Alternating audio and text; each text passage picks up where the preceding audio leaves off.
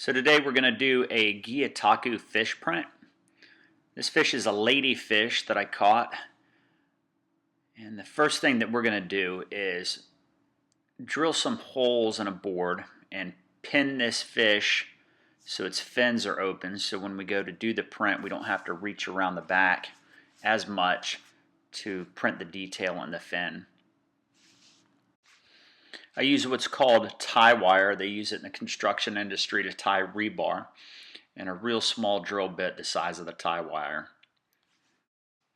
I also use this tie wire to hold the fish's mouth open. Some fish you'll do this to, some fish you won't. You just want this fish to look natural.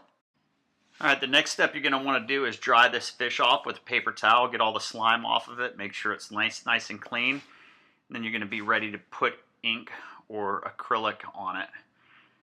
Make sure that you put a paper towel underneath the tail of the fish. That way when you're putting ink on the fish, that ink doesn't get on the board. Go ahead and paint the ink all over the fish. Make sure you get all the fins everywhere that you're going to want to print. You can use acrylic paint or ink. Acrylic paint will tend to leave brush strokes and detail from when you dab the extra ink off. The ink will flow smoother and give you finer details. Now we're ready to print. So you're going to want to use some sort of a translucent paper. You can put it on anything, but if you use a translucent paper, as you can see here, you'll be able to see through and get the detail of what you're actually printing. There's no guesswork. So you can use rice paper. If you're just starting out, you can use tracing paper. Go ahead and pull that off. You have your first fish print. What's great about this is you can make multiple prints from one fish. Just reapply your ink, dab the excess, and make another print. Now we're going to go ahead and mount it. My preferred method of mounting is the wet mount technique. You can use an acrylic medium, or what I prefer is a wheat starch paste. You may need some help here from somebody. A couple extra hands works. Go ahead and apply that onto your your backer board. You can use a heavy poster board, a watercolor paper, and just smooth this thing out onto it the best you can. The paper will go transparent. There's going to be wrinkles in it, but that's part of the effect. It looks really nice when you're done. Wheat starch paste and acrylic medium both have their benefits and drawbacks. The wheat starch paste tends to be a little bit wetter. It can cause your backer board to warp a little bit more. The acrylic will dry fast, so you got to work a lot faster to make sure that it's wet when you apply the paper, or you'll have dry spots and bubbles underneath. Also, your wheat starch paste is more archival. All you need to do is spray this thing down with some water, a spritz of water. Let it kind of soak in a little bit, and you can peel this print right off like you would be removing wallpaper. Make sure everything's nice and smooth. I like to put some weight on it, put a piece of foam board over top with some weight to let it dry. Let's go ahead and put some detail in now. You can use a colored pencil, a pen, a drawing pencil. You can use a fine paintbrush and start kind of drawing in some detail to produce some contrast. You can use a reference photo of the fish that you've taken.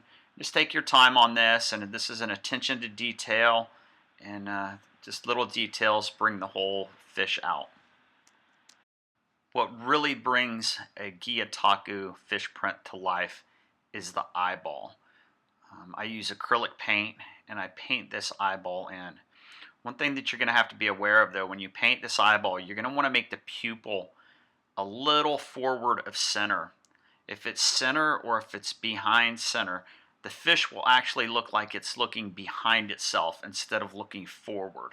So keep that in mind when you do it. Just take your time, paint the eyeball in. You can use a reference picture of a fish's eyeball, and it'll really bring this thing to life. You can also watercolor or do some thin acrylic over top of the fish to paint detail into the fish. And the amount of detail you want to put into the fish is all up to you. It's all a preference. Make sure you subscribe to my channel. You can also go to my channel page, follow me on Instagram. There's a link up in the top right corner. If you'd like to contact me via email, hit the About tab on my channel and there'll be a link to my email for inquiries if anyone wants to purchase one of these prints or has any questions. Always leave a comment below. I'd love to hear from all my subscribers. I put my personalized mark on all of my images. And what's great about Gyotaku is you can make multiple prints off of one fish, but each print is individual and original.